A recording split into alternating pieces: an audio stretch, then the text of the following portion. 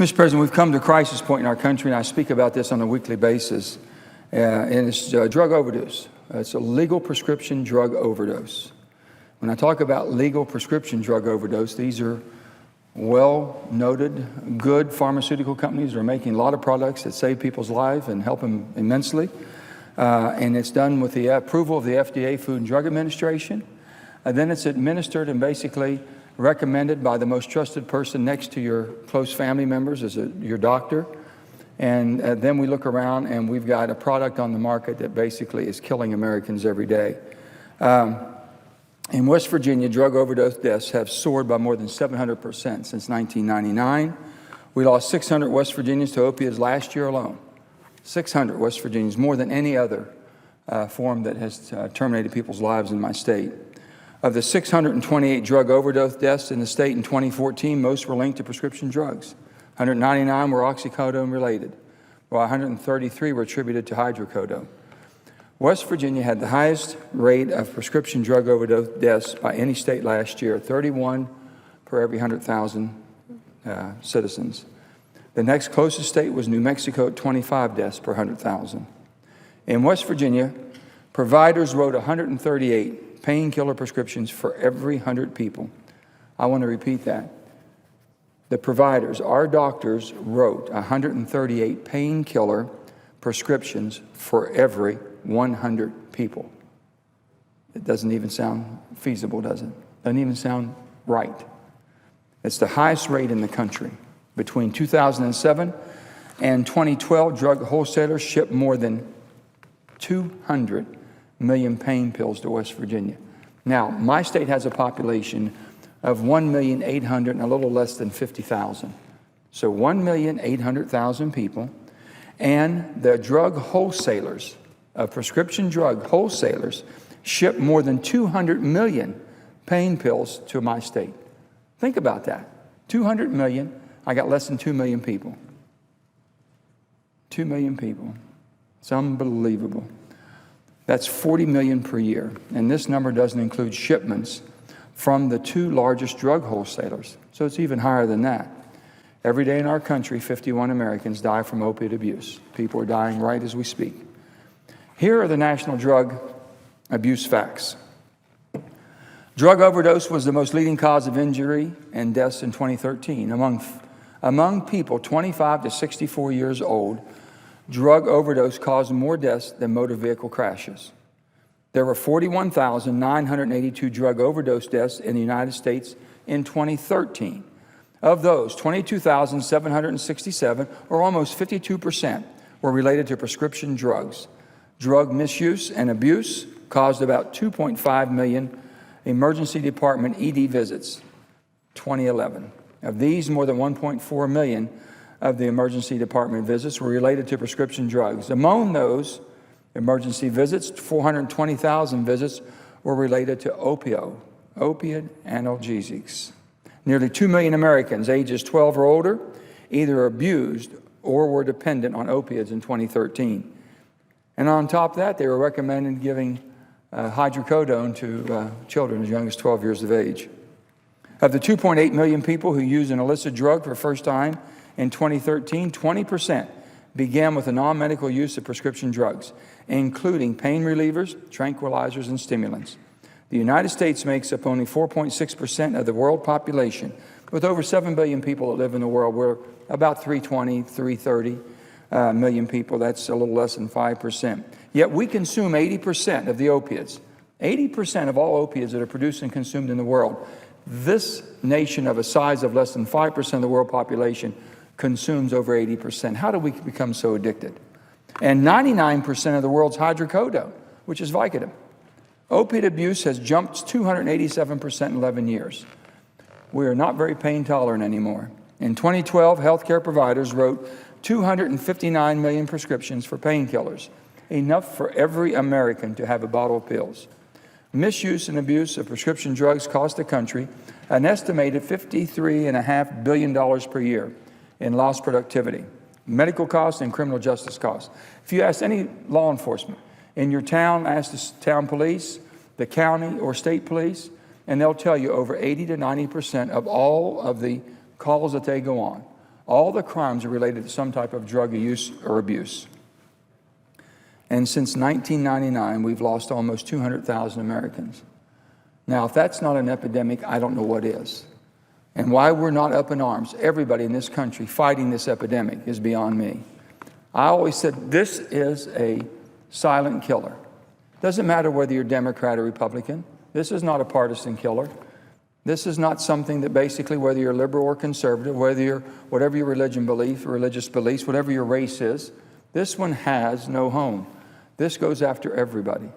But it's a silent killer because we keep our mouths closed, because we don't want to admit to anybody outside of our family that we've got a problem. My son has a problem, my daughter has a problem, my niece or my nephew, my mom, my dad, my uncle, my aunt. We think we'll keep that in, we won't talk about it. But we don't talk about it, and it continues to grow and grow. We've done a lot of good things. We've got a lot of bills in the hopper right now. A Lifeboat Act. If I hear one time a day, I hear 10 times a day, there's no place to get treatment. I want my child to get treatment. I want my parents to get treatment. There's no place to send them. So I said, well, we need to do something about that. We need to get a permanent funding stream. So I've introduced a bill that says 1 penny for every milligram of opiates that are produced in the United States of America will go to a treatment plan. That means every part of the country that's been affected will be able to have treatment. They'll have a funding mechanism. Now, some people say, well, that's a tax. We don't want to put a tax on. Well, I'm sorry. We do it on cigarettes. We do it on alcohol.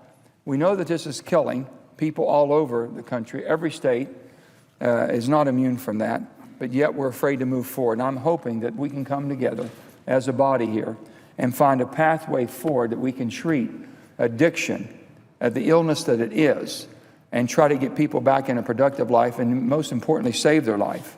This would be one way to do it, and do it in a way that we could all look at ourselves and look at what we've done to our constituents and says, we've helped you. Promoting the Responsible Opioid Prescription Act.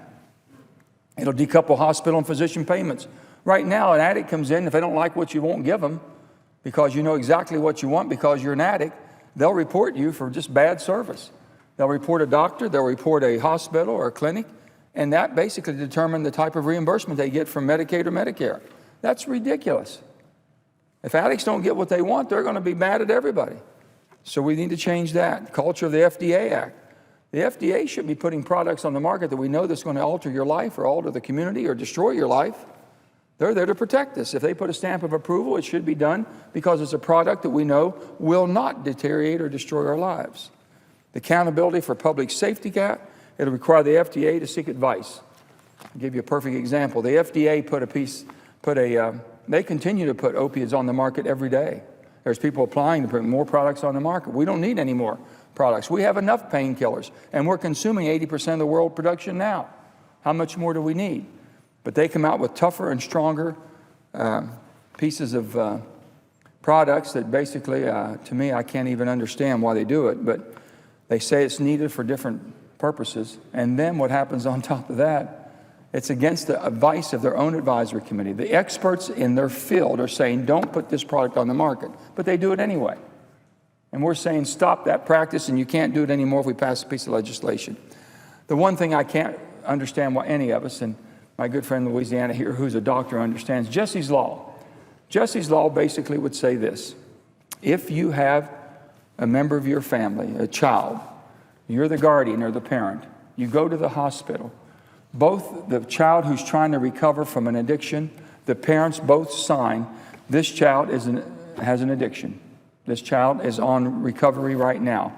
Be very careful what you administer. Flag that. Red flag that. Make sure the same as if they're allergic to penicillin, that everybody knows it handles their chart. Because Jesse's Law, a young girl named Jessie Grubb in my state of West Virginia, died because the discharging physician was not made aware of her condition and basically prescribed 50 oxycodone, and she used 10 of them, and she was dead at 1 o'clock in the morning, the same day she got discharged. This can be prevented. That piece of legislation should have been passed, and I'm hoping we can all come to grips with that. I'm going to read you one letter, and I'm sorry if you'll indulge me, my good friend, my colleague from Louisiana.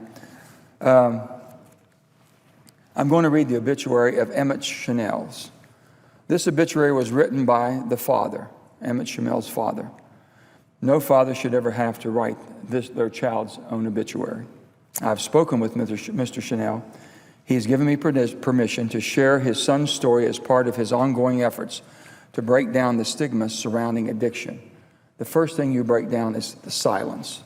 Parents are willing to speak out now. They want help. They want us to recognize that we need help and we need laws that will help protect them. On April 20th, 2016, our 20-year-old son, Emmett J. Chanel, lost his battle to substance use disorder and died due to a heroin overdose. Emmett had been in recovery and sober in Alcoholics Anonymous for 2 years. When he went off to college in late August of 2014, within 6 weeks, heroin came into his and our lives. It stole him from us, and substance abuse disorder killed him in only 18 months. Adored brother of Zachary and Alice of Mansfield, beloved son of Amy and her husband John of Mansfield, and William and Chanel and his life partner Brenda of Bridgewater, nephew of Paula Mountain, Brian Mountain of Ram, and Brian Scannell of Ram, grandson of Peter and Patricia Compost Manzoni of Easton, Paul Scannell and Nora Scannell, both of Raham, loving cousin of Josie Mountain, Scott Mountain, Carly Scannell, all of Ram. Emmett was a National Honor Society student who graduated from Bridgewater Reinheim Regional High School in May of 2014.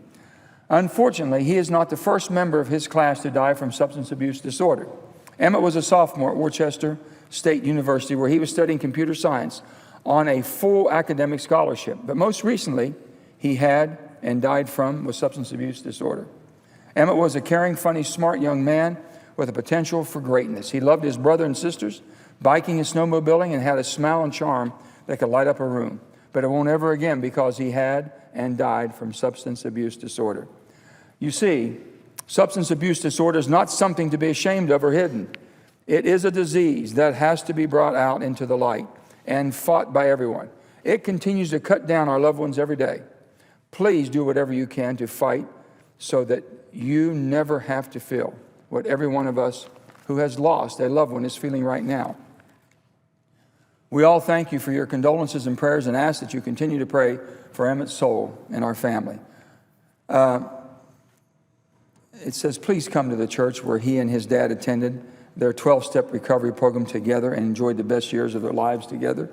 Our family cannot begin to express how much the outpouring of love and support we have received means to us. Knowing our son was loved by so many simply means the world to us. No parent should have to ever write their child's obituary, especially when it was preventable. We have to come to grips with this as a society. We're losing a generation. We're losing a generation that could be helping us economically, that could be helping us find new cures for diseases, could be helping us for maintaining the superpower of the world and the world order. I look at this, and every day people are pleading for help. They're needing help. So I ask all of you to pray for Emmett and his family, but also that in your family, if you have a problem, speak out about it. Let's get the help that's needed. We have professionals that want to help. And as a body, let's do the right thing and find the funding source that we can put the clinics, treatment centers around the country that's needed. In the state of West Virginia, my colleague being here from West Virginia, Senator Capito knows very well. We have a challenge, and we have a problem, and we have a killer. And we're going to stop it and rid it and wipe it out. With that, I yield the floor, Mr. President. Thank you.